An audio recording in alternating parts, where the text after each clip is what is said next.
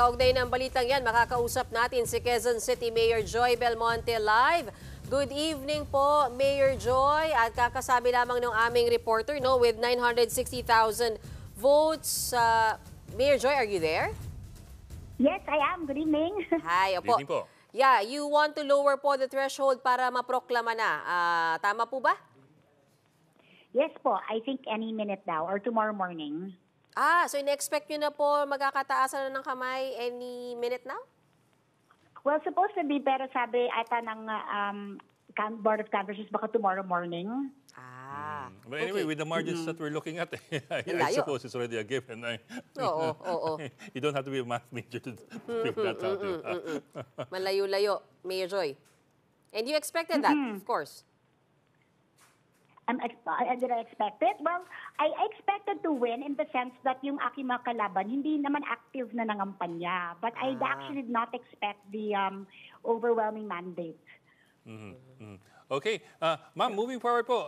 So what's next for Quezon City? What are our immediate plans? Of course, it's basically continuity, but what do you have in mind?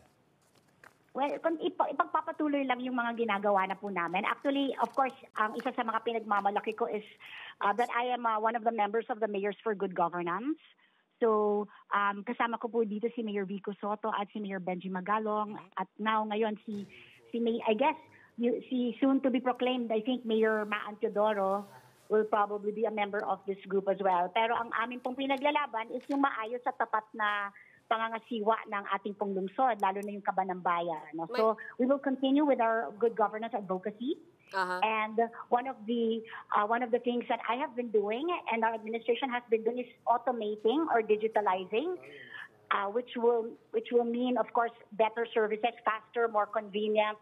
And at this point, about almost 100% of services of the city are now available online. So itutuloy po natin ang automation ng services natin. Yes. At magko-concentrate po ako ngayon sa education. I already promised to double the number of scholars in our city. Sa loob ng 3 taon, of course, na medyo madami kasi yon. And then, we are currently building one new hospital and an annex to our existing Quezon City Hospital. And of course, pangatlo, of course, dagdag puhunan sa mga gusto magtayo ng mga negosyo kasi very active ako sa sektor ng MSMEs. And siguro ang ika-4 is to enhance yung housing program ng city kasi at the moment we still have more than 200,000 informal settler families na gusto ko po bigyan ang marami sa kanila ng katiyakan na paninirahan. Ito po ang inyong ikatlong termino, tama ho ba, Mayor Joy? Opo, third term po. So paano ba yan? This year last, no? Last term. So mas may pressure po ba yan for you to do something big, leave a legacy? Dahil ito na ang inyong huling termino.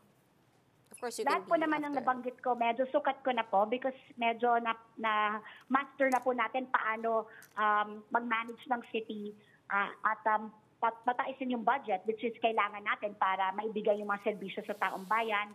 We have managed to double the budget of the city in about 5 years that I have been the mayor at hindi po tayo nagtataas ng buwis or umuutang sa bangko. No? So, it's all through good governance lang. At kung ipagpatuloy lang natin yan, tingin ko mas tataas pa ang budget, mas magkakaroon pa ng tiwala ang mga business sector sa atin, sa pamamahala natin, at magkakaroon pa tayo ng karagdagang kaunlaran. No? Yan ang tingin ko.